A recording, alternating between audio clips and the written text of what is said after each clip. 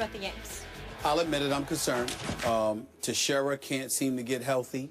Sabathia is not what he used to be. The combination of those two things, along with the inconsistent play of a few of their guys. I mean, 1 minute, Beltran is smacking 3-run home runs against the Mets. Another minute, he can't get a hit against the Blue Jays. I'm concerned about it. It's not over yet. I haven't given up. I'm still going to believe in my Yankees. I'm going down with the ship. But I will tell you that I think the thing that concerns me is two things. David Price, who's an absolute stud. By the way, where did he go to school? Oh, yeah, Vanderbilt University. Go ahead. Price. Yeah. But I would tell you, I love Price, but I would tell you this. His level of production since he has arrived in Toronto has been Cy Young material.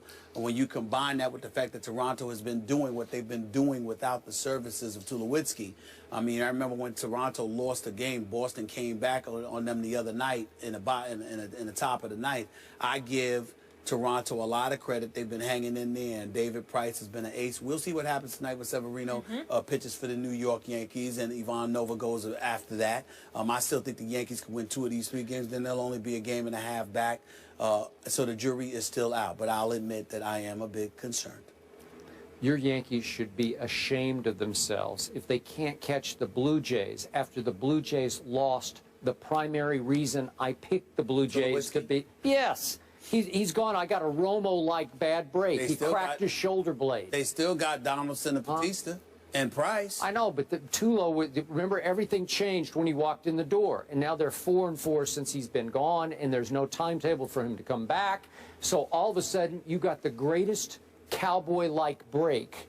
You got my Blue Jays. They're reeling without Tulowitzki. You can't catch them. What's New York doing? It's another sport. You got Encarnacion. He's been doing well for them. Plus, Russell Martin is somebody who used to catch for the New York Yankees, so he kind of knows what they do, how they do it. So that certainly helps as well. The Yankees that are at decided disadvantages, particularly without Teixeira, I recognize that, but they're still in the thick of things. They took 2 or 3 from the Mets last weekend. I'm not giving up on my New York Yankees. The jury is still out. We'll see what happens. Well, why don't you just go ahead and say they're going to win the East? Well, I'm worried about them right now. I thought they were going to win the East. They had a 6.5 game lead, and they lost it in 13 days. That's correct. For crying out loud. Because of the additions starting with Tulowitzki that the Blue Jays again, but again, I think it's the addition of Price. How about that?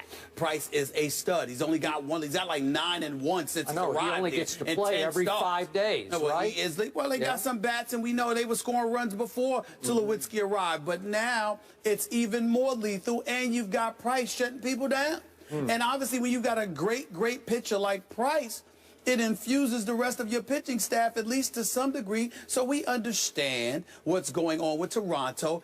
But again, it's not over so yet. You won't concede, but you won't guarantee either, right? That is correct. Oh, that's going way out on that. That's a good way. That's a good way to put it. See, I haven't backed off my Cowboys. I'm still saying, here we come, Super Bowl. What? Right? That's because you are a Cowboy. Oh, okay. I'm not a Toronto Blue Jay. Ride 'em Cowboy. All right. All right, they face off tonight, guys, in a crucial AL East clash. A-Rod and the Yanks taking on the Blue Jays. That is tonight at 7 p.m. Eastern. More First Take in a minute. We had an upset special in college football Saturday when 15th-ranked Ole Miss defeated #2 Alabama with turnovers just killing Nick Saban's squad. Both Cooper Bateman and Jake Coker played quarterback in that game, but did either separate themselves. Even though the Crimson Tide scored all 5 of their touchdowns with Coker under center, Bateman completed a higher percentage of passes. After this home loss, Bama fell to 12 in the polls, and the Rebels climbed to 3rd. Stephen A., what does this loss tell you about their head coach, Nick Saban? Well, what it tells me is that Nick Saban needs a quarterback. He needs a quarterback that he can rely upon. Coker wasn't the answer. He only completed 46% of his passes. Yes, they were turning the ball over. 2 turnovers by special teams, by the way. One, a daggone open the game, for crying out loud. Really disgusted me, put themselves behind the 8 ball. But there's no denying that this kid, Chad Kelly, can ball. I like him. I like his athleticism. I like the arm that he has on him for Ole Miss. I was very, very impressed by him. So let's throw that out the way to get that, to just get that out the way. But Alabama had 5 turnovers, okay? Ole Miss didn't have any. And I think that speaks to, you know, how good Ole Miss is, but also how much work Alabama has to do. I don't think that their defense is opportunistic. At least it was not this past weekend. They can play, they can get up in you, but at the same time, they don't appear to be as invincible as they have in years past. Since Nick Saban arrived at Alabama, Skip, their record is 93-18. He's won about 83% of his games. We all know what this man can do. 3 national championships in 4 years. But he's gotten away with it by and large. I mean, McCarron was really, really good and effective and efficient in his system. Sims, not so much, even though I liked him last year. Coker, he's okay, but I kind of think that when a guy like Bateman comes in and completes 78% of his passes, he might be somebody that you may need to look at. Of course, Derrick Henry is a stud. He can run the football. But they also don't have Amari Cooper this time around, and I thought that was glaring as well. Not having Amari Cooper there, not having a quarterback that you can rely upon to really get the job done, combined with not protecting the football and a defense that doesn't seem as formidable. I'm kind of surprised by all of this, Skip, simply because of this reason. Consistently over the last several years, Nick Saban has had the #1 recruiting class in America. So I'm expecting elite. You know, particularly on the defensive side of the ball, because I know how much that how much that's a fixture for Nick Saban. I don't understand for the life of me, Skip Bayless, why that wasn't that didn't seem to be as prevalent. Obviously, they came back, they made a game of it after being down about 27-10. We understand that, and they got a lot of heart, and they can come at it. They say that maybe they were a little bit too hyped, maybe a little bit too anxious. No, I just think Ole Miss is pretty damn good. And they've got a quarterback, and they didn't turn the football over. And I think the combination of that with the question marks at the quarterback spot by Alabama, along with questions at the receiving spot, because Amari Cooper, or he's no longer there, and they have no one to replace him on that level at this particular moment in time. I think that leaves a lot to be desired with Nick Saban and this Alabama Crimson Tide are facing right now. I think they'll be okay. But national championship, no, I don't think they're going to be in that picture. Ole Miss scored 24 points off those turnovers, too, so they were opportunistic. Yes, they were. Fair to say you're a huge Nick Saban fan? Huge. Huge. Give me one roll. Just roll time. Thank you. Yes. Thank you. Now we got the table set. I love what he stands for. I mean, it's not just about his coaching. I love the fact that he can look people in the face and let them know where he stands and why. Unapologetically. I respect that. I know someone like that. That's direct. A couple people. Highlight of my year on the show is having Coach Saban come in and sit here. Loved it. Just always intriguing and entertaining and enlightening. And real. He's just real. He's real. Yeah. But I'm going to be objective now.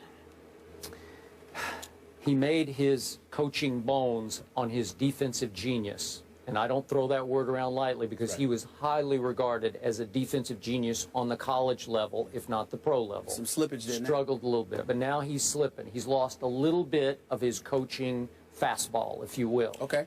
Because I'm looking at his last 9 games against top 15 teams at that moment that he played them. He's 4-5 in those games. And let me just quickly give you some of the scores. Please. Manziel put up 42 against Nick Saban's defense. Then in the kick 6 game, against Auburn, 34 Auburn scored in that game. My Oklahoma Sooners, who weren't very good in that Sugar Bowl, remember that one? Yeah. They scored 45 on Nick Saban's defense. That's right. And then, of course, Nick Saban's team was held to 17 last year at Ole Miss, turned right around against Auburn and gave up 44. I believe that game was in Tuscaloosa. Absolutely right. And then Ohio State national semifinal, gave up 42 points. And now 43 at home. And I agree with you about Jim Kelly's nephew, Chad. He's got a special arm. That's what Jim called it, and it's special. He has it. He can whip it, baby. He has it. And again, the kid had big maturity issues, got kicked out at Clemson for clashing with the coaches, and then went to junior college in Mississippi. We know all that. I think he's over that. I think it looked like he was. I think he's over that. Big time when you throw for 341 in Tuscaloosa, 3 touchdowns Alabama. and 0 interceptions. That's big time, because the defense at Alabama is no longer big time.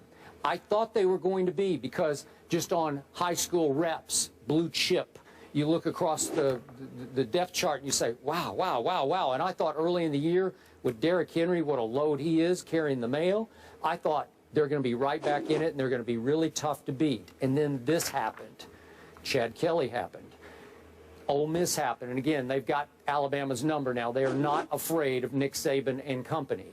So is it fair to say that over the last, what are we doing here, 3 years, is it fair to say he's either in a coaching slump because the pipeline is still full. It's still supplying at a high rate blue chip high school athletes, right? Right. Okay, what's happened then? And again, let me finish with this point. Please. They still can't recruit a quarterback, and I don't get it. How can Alabama not recruit? How can Alabama not just say, you up there in Toledo, Ohio, or wherever, you in Seattle, Washington, we want you here at Alabama, and go get that guy?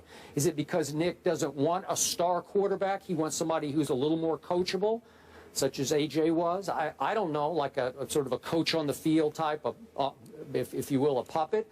But here in your biggest game yet this year against a team that was going to be formidable on defense, you throw Cooper Bateman into the starting lineup on Saturday night? I'm not buying that. I thought that was a bad idea by Nick Saban. Who am I to criticize the great Nick? But it blew up in his face because he had to yank him and throw Jake Coker back in there. That the continuity is destroyed. It's not fair to either kid because both of them struggled because of that decision. Well, that's what, but I think that what it says, Skip, is that when you got two quarterbacks, you don't have any. Okay. All right, and that's what it falls along those lines. You're trying to figure out how to win a game because you don't have confidence in either quarterback. So you make a valid point. I'm gonna give you one other reason that you didn't bring up why you should be frowning at Nick Saban right now to some degree. I'm talking about the greatness of Nick Saban because you know how I feel about him, and I consider him great.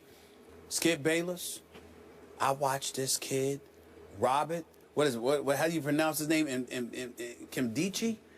I mean, this dude, 305. Okay, but he was a top recruit in the country, and he landed. His brother was at Ole Miss, and he landed there. Okay. But let me tell you this: I'm sitting there. The reason why I'm bringing it up because I'm sitting there saying, "How did you not get him?" Well, now I understand his brother's there. His brother, his brother actually led the team with 10 tackles Saturday, but he had about 6.